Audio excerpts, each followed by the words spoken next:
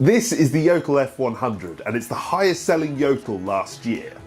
In a world of sort of contemporary modern boxes, this very traditional Nordic Scandinavian traceried stove is a really interesting change.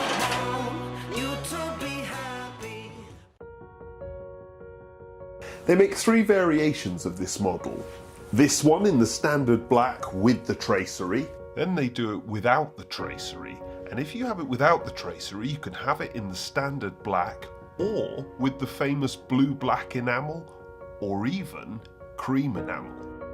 They're all cast iron and they all have a grate and an ash pan, but they are focused on wood burning, so this ash pan only needs emptying very occasionally. They're also available with a shorter leg option, which lowers the height from 630mm to 570 if you need it. Also, it's DEFRA approved, eco design ready, has a 25-year guarantee, 5 kilowatt output, and it's all still cast in Norway as it always was. Okay, let's light it. Bigger logs on the bottom as always.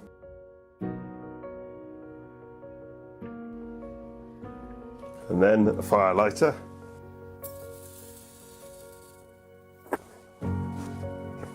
Okay, and both vents open up and the door properly closed.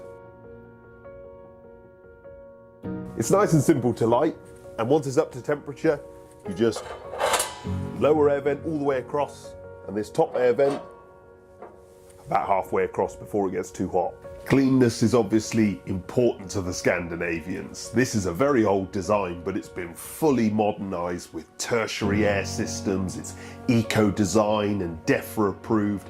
I even ran it overnight and kept it clean on the glass, although most users probably won't find this very easy. I did also blacken the glass and get it very, very hot to clean itself off, and it did this really well. It runs at 80% efficiency, and I think this is worthy of a sort of 7 to 8 out of 10. It can be easy for the fuel to get a little bit close to the glass, and if you do that, it will blacken the glass very quickly. Move them away again and it cleans itself off, but generally, if you're using it sensibly, runs spotlessly clean on the glass. Smoking out can happen when, like this, it's very full. But as a general rule, obviously you're not open it when it's like this, so it's not really a problem.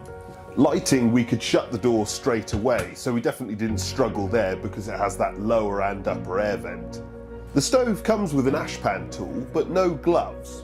The lower air control is really just about lighting the stove, a bit of extra air from underneath, and stays cool. The upper main control does get hot, but you do have this to sort of knock it into position.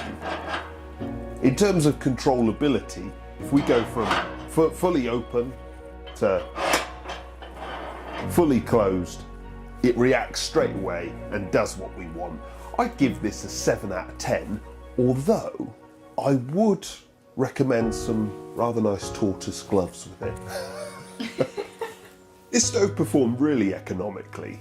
We test fuel economy by getting the stove up to operating temperature and burning a single net of kiln-dried logs on it. This one ran for 9 to 12 hours, basically depending on how much ash you've got in the ash pan. So it is really capable of serious use if you want that.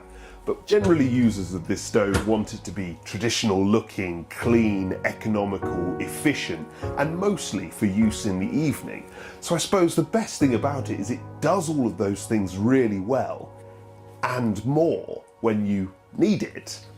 Definitely for me, this is worth a 7 out of 10. Well, you've got to make sure that the logs aren't too close to the glass, and you've got to like this traditional old school style.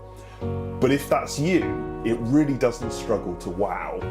The finishing of Jotuls is excellent, the castings are immaculate, and their character is what captures you. The name is highly regarded, and this stove is another good reason why. If you're looking for a classical stove with the right name and the functions to back it up, then the Jotul F100 is certainly worth looking at. It's not focused on serious use, but because of its capability, you can achieve it if you want. There are still a few traditional stoves out there, but there aren't many with this much character without compromising its function.